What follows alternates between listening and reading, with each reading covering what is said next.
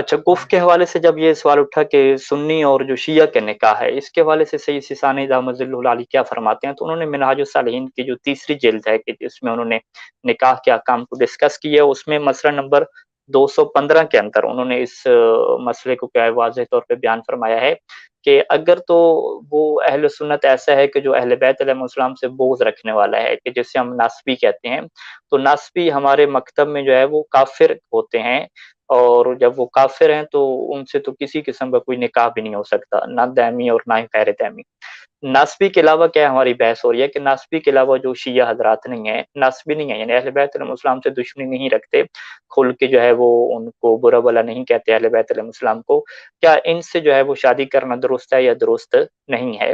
یہاں پہ سید ثانی یہ فرماتے ہیں کہ اگر جو ہے وہ لڑکا شیعہ ہے تو وہ سنی لڑکی سے یعنی غیر شیعہ لڑکی سے شادی کر سکتا ہے، یہ جائز ہے اور اس میں کسی قسم کی کراہت بھی نہیں ہے۔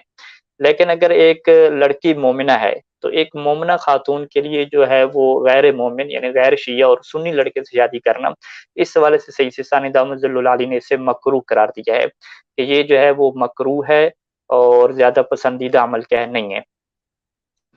تو لہٰذا یہاں پہ توجہ فرمائیں مومنین کرام کہ اگر تو لڑکا جو ہے وہ شیعہ ہے تو اس کے لیے تو ایشو نہیں ہے کہ وہ کیا ہے سنی لڑکی سے شادی کر لے، اس میں کراہت تک بھی نہیں ہے۔ لیکن اگر ایک لڑکی جو ہے وہ شیعہ ہے تو اس کے لیے پھر یہ مکروہ ہو جائے گا کہ وہ کسی سنی لڑکی سے کیا کرے، شادی کرے۔ یہ ایک عمومی قانون بیان فرمایا۔ پھر ایک اور قانون بیان فرمایا کہ بعض صورتیں ایسی ہیں کہ جس میں سنی اور شیعہ کی آپس میں جو ہے وہ شادی کرنا اور نکاح کرنا حرام ہو جاتا ہے، یعنی ان کے لیے جائز ہی نہیں ہوتا کہ وہ کیا کریں، آپس میں نکاح کریں۔ وہ کون سی صورت ہے کہ جب ایک مومن لڑکے کو اگر وہ جو ہے وہ غیر مومنہ سے کیا شادی کرنے جا رہا ہے، یا ایک لڑکی کو جو کسی سنی سے شادی کرنے جا رہی ہے، ان کو خوف ہو، دل میں ایک کھٹکا سا پڑ جائے، ایک خوف ہو، کس بات کا خوف ہو کہ اس شادی کے بعد جو ہے وہ اپنے جو مذہب امامیہ ہے، جو شیعہ مذہب ہے، اس کے مطابق وہ اپنی عبادات کو انجام نہیں دے سکیں گے، یعنی مشکلات کا شکار ہو جائیں گے۔ مثال کے طور پہ ہاتھ کھول کے نماز پڑھنا ان کے لیے مشکل ہو جائے گا، محرم سفر میں جو ہے وہ مجالس میں شریک ہونا مشکل ہو جائے گا، دیگر جو شیعہ کے حوالے سے ایشو ہیں اور جو مکتب امامیہ کے شریف وظائف ہیں ان کے اوپر عمل کرنے میں جو ہے وہ مشکل پیش ہو جائے گی اور وہ نہیں کر پائے گی، یا وہ لڑکا جو ہے وہ ان اعمال کو انجام نہیں دے پائے گا جو شیعہ مکتب کے مطابق ہیں۔ یہ خوف ہو جائے یا یہ خوف پیدا ہو جائے کہ وہ خود بھی کیا کنورٹ ہو جائے گا، ٹھیک ہے، شیعہ سے سنی ہو جائے گا، اپنے حق عقیدہ کو چھوڑ دے گا، یعنی اس طرح کے حالات اسے نظر آ رہے ہوں۔ اگر اس طرح کے حالات نظر آ رہے ہوں کہ میں اپنے مکتب امامیہ اور شیعہ فقہ کے مطابق بھی عمل کرنے سے رہ جاؤں گا،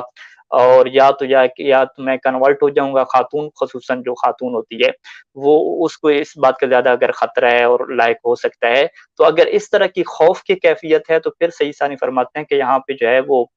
سنی شیعہ کی جو ہے وہ شادی نہیں ہو سکتی، اور یہ جو ہے وہ ان کے لیے شادی کرنا یہاں پہ کیا ہو جائے گا، حرام ہو جائے گا اور جائز نہیں ہو جائے گا۔ اس صورت کے علاوہ باقی جو صورتیں ہیں وہ تمام صورتوں میں کیا ہے شرعی طور پہ کفر ہیں اور ان کی شادی آپس میں ہو سکتی ہے، اور اس میں جو اہم نقطہ ہے کہ لڑکے کے پاس گھر بار کا ہونا، اچھی تنخواہ ہونا اور اس کا اس قابل ہونا کہ خاتون کے اخراجات کو اٹھا سکے، یہ جو ہے وہ شرعی کفر میں کیا ہے شرائط میں ذکر نہیں کیا گیا۔ اور یہاں پہ واضح طور پہ منہاج الصالحین کے 217 نمبر مسئلے میں جو ہے وہ لکھا گیا ہے کہ نفقہ کے اوپر اور جو گھر بار ہے اور اخراجات کے اوپر قدرت رکھنا یہ کفر کے اندر کیا ہے شرط نہیں ہے۔